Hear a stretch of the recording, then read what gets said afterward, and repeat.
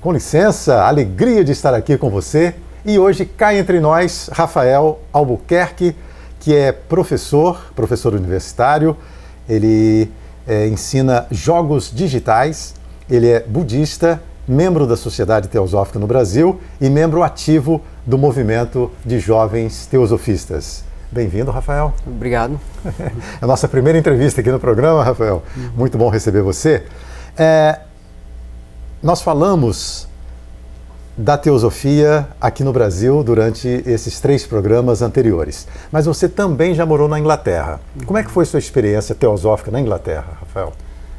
Foi bem curioso porque quando eu entrei para a Sociedade Teosófica, foi em 2012, eu em seguida consegui meu diploma, né, de membro da sociedade e viajei em seguida para fazer um doutorado na Inglaterra. Então eu fiquei 3 anos e 8 meses e eu quase não tinha experiência com a Sociedade Teosófica daqui. Eu fui conhecer mais em detalhes lá, na verdade. E eu entrei em contato e descobri que na cidade em que eu estaria tinha uma loja teosófica, né, a loja teosófica de Nottingham, e fui muito bem recebido, entrei em contato com eles já antes. E então, o início, na verdade, claro, primeiro teve uma pequena experiência aqui em Florianópolis, mas teve grande parte da minha aprendizagem, vamos falar assim, passos iniciais da Sociedade Teosófica lá. E foi muito bom, é uma sociedade teosófica muito tradicional, né? Então foi bem rico a experiência. Lá a gente também tem essa questão de... A Inglaterra é um país pequeno e, né, dentro da Europa é muito fácil viajar.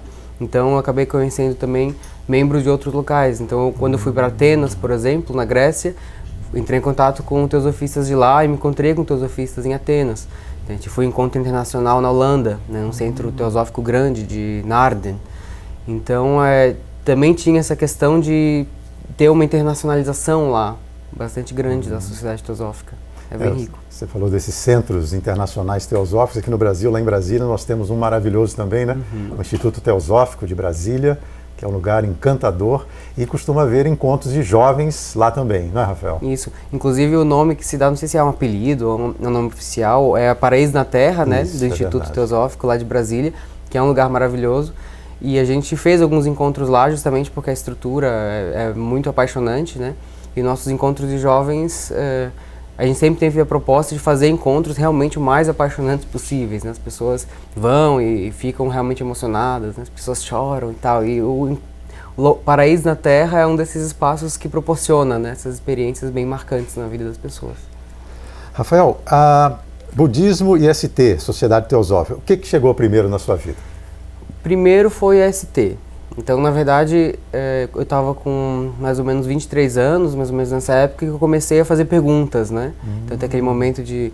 Aquelas perguntas mais óbvias, né, filosóficas, né? O que estamos fazendo aqui? Por que estamos aqui? O que viemos fazer? O que acontece depois da morte, né? Essas perguntas vieram realmente quando eu tinha mais ou menos 23 anos. E aí eu fui procurando, né, vários grupos, a gente acaba conhecendo diferentes doutrinas, versões. E a Sociedade Teosófica foi a que realmente me abraçou, me apaixonou.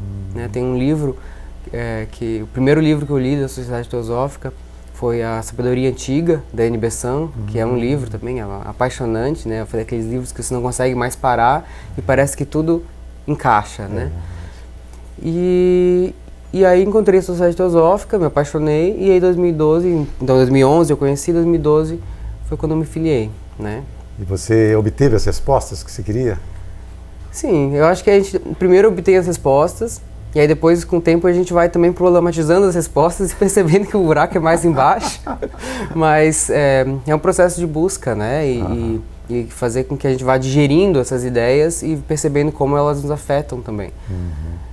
Então a Sociedade Teosófica veio antes do que o budismo. O budismo veio depois, então já foi no final da minha estadia na Inglaterra. Eu comecei a perceber que, como na Sociedade Teosófica a gente estuda um pouco de várias religiões, né, nesse estudo de religião comparada, eu acabei sentindo que seria interessante eu pegar alguma em particular e focar um pouco mais. Eu queria fazer um estudo aprofundado em alguma religião. E aí, claro, dentro da Sociedade Teosófica eu acho que eu tinha uma noção mais ampla, né, de várias religiões, e eu fui escolhendo, né, quais religiões que se comunicavam mais comigo. Eu não tive uma formação religiosa, né, da infância, então estava bem aberto. E fui explorar um pouco outras religiões, mas foi o budismo onde eu pensei, não, essa é a religião que eu mais me identifico dentro das grandes religiões. E aí eu fui lá na Inglaterra, então, o processo, que eu encontrei inclusive uma ordem que eu gostei bastante, que acabei me identificando e me tornando, a gente chama mitra, né, um amigo da ordem. Eu não sou ordenado, mas sou um amigo dessa ordem. E por que o budismo te tocou tanto? Não sei se também só o budismo, às vezes é uma questão de encontrar um grupo dentro da religião que fale a sua língua, né? Então eu acabei encontrando um grupo budista que ele tinha uma visão muito eclética de budismo e de religião. Então a gente tem no budismo, né, algumas ordens muito tradicionais, né? Então o Theravada, o budismo tibetano, com suas várias linhagens. E essa ordem que eu encontrei, ela era eclética. Então ela estudava diversas ordens budistas e fazia algum tipo de sincretismo budista, que me interessava um pouco por isso, né? Como vindo da sociedade teosófica, eu tinha uma visão eclética também, né? A gente pega a sabedoria de várias fontes e vai montando, né, a nossa mistura. Então esse grupo fazia isso com o budismo. Então não era uma ordem que soava assim, muito dogmática, muito fechada. Ela era uma que realmente buscava as melhores partes de cada área, vamos dizer assim. Então me agradou muito. E eu acho o budismo, e aí vai um pouco da maneira com que eu penso, ela tem uma questão que é muito pragmática, né? O budismo, né, o Dharma, os ensinamentos do Buda, eles são basicamente os ensinamentos para você atingir a iluminação. Ela coloca um objetivo de maneira muito clara e, de certa maneira, as ferramentas para ir naquela direção. Então, como eu tenho uma mente bem objetiva, bem pragmática, para mim funciona muito bem uma religião que tem essa proposta, né? E quais são, assim, os princípios básicos do budismo?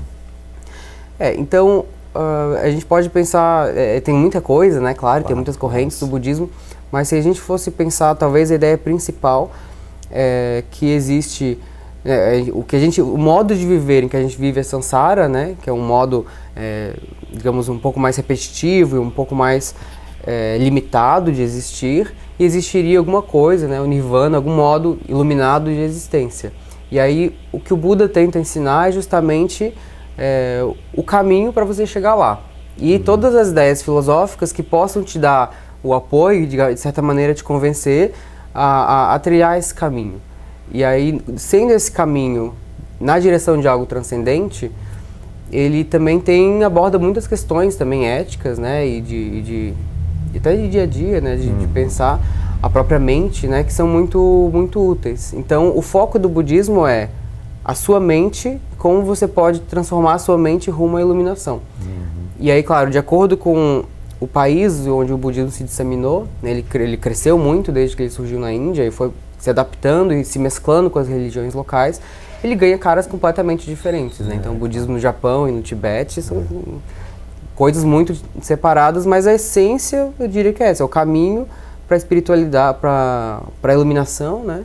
Que seria nós superarmos esse nosso modo de vida banal, né? E não espiritualizado, e não transcendental, né? Algo que vá para cima. E qual a relação que você encontra entre o budismo e a teosofia e budismo?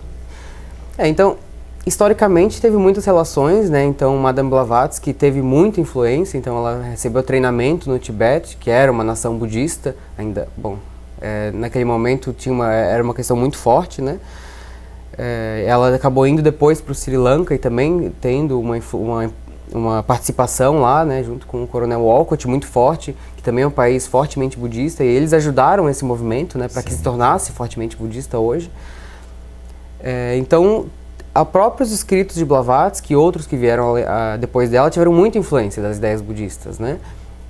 Então, a gente vê bastante ali.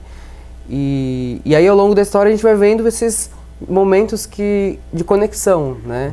Então, tem o próprio Walcott teve essa participação muito grande, a Nagarika Dhammapada, né, que foi muito importante trazer de volta o budismo na Índia, que ele ficou meio morto durante alguns séculos. Ele teve uma influência também muito forte da sociedade teosófica, a restauração dos templos originais do local onde o Buda atingiu a iluminação, em Bodh Gaya também teve essa participação. Então a gente vê essa conexão muito forte e, claro, a sociedade teosófica tem uma relação com várias religiões, mas na minha visão, talvez um pouco enviesada como budista, o budismo tem um carinho especial ali, né? E de maneira geral os ensinamentos vão numa linha parecida, mas existem pequenas divergências, né? Assim como dentro do próprio budismo e dentro da própria sociedade teosófica, né? Existem diferenças. Claro. Nós estamos conversando com Rafael Albuquerque, que é professor universitário, membro da Sociedade Teosófica no Brasil, budista, né? E membro ativo do movimento de jovens teosofistas.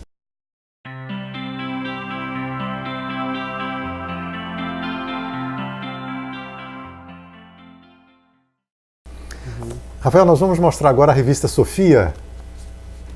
Nesta revista tem um artigo muito interessante do Igor Câmara, que ele fala Presos na Caverna, é o título, né? Aqueles meninos da Tailândia que ficaram presos na caverna, né? O verdadeiro desafio dos meninos na Tailândia não foi externo, mas interno. Metaforicamente, cada um estava preso em sua própria caverna. Cada um teve que enfrentar os seus próprios medos, angústias e incertezas. E fala da importância da meditação, né? Que havia um instrutor budista ou alguém que foi budista. Você se lembra desse episódio? Poderia contar um pouco? Da importância da meditação, né? Nesse caso, teve a meditação, é um caso extremo, né? Em que eles utilizaram a meditação para poder manter a calma, se comportar da melhor maneira possível. E até a questão de poder ficar mais sereno e o corpo sereno, né? Que até a questão do oxigênio era pouco, né? Todas as questões. Mas essa questão da meditação é central no budismo. Então, o budismo talvez seja uma das religiões onde a meditação ocupa o papel mais quintessencial, né? Então, a principal ferramenta do budismo é a meditação. Então, tem até pessoas que vêm para o budismo, primeiro por causa da meditação, porque hoje está ficando cada vez mais reconhecida a importância e o valor da meditação, né? Para a saúde mental, para a saúde física. Então, muitas pessoas procuram meditação, né? Um movimento de mindfulness, de certa maneira. Embora a gente possa, né, fazer vários questionamentos sobre ele acaba tendo esse papel de aumentar o interesse por meditação, e a pessoa vai pela meditação, e não é nada religioso, é uma questão de prática, melhora a sua vida de maneira muito concreta, né? Inclusive, eu sempre comento, quando eu falo de meditação, que eu sinto na minha vida, no meu dia a dia, se eu estou numa época em que eu medito diariamente, é muito diferente a minha relação até com as emoções. Então, um ataque de raiva, né, alguma coisa que me mexa muito comigo, se eu estou meditando diariamente, a raiva vem e eu vejo a raiva e vai, e aí fica uma coisa muito mais tranquila, né? E se eu estou num período que eu não estou achando tempo para meditar, às vezes uma pequena coisinha vem e eu percebo, poxa, quanta raiva aqui, né? Como ela está intensa, né? Às vezes quase como se tomasse conta da gente, né? Então a meditação é muito presente e é a ferramenta mais importante e mais central no budismo. Então a pessoa vem por causa da meditação e acaba descobrindo, olha, existe aqui todo um aparato filosófico, ético, que você também pode, né, ressignificar a sua vida, né, encontrar novo sentido para a sua vida, para os seus objetivos, como é que você enxerga, né, a sua rotina. Muito bom. Bom, o sino já tocou, estamos chegando ao final.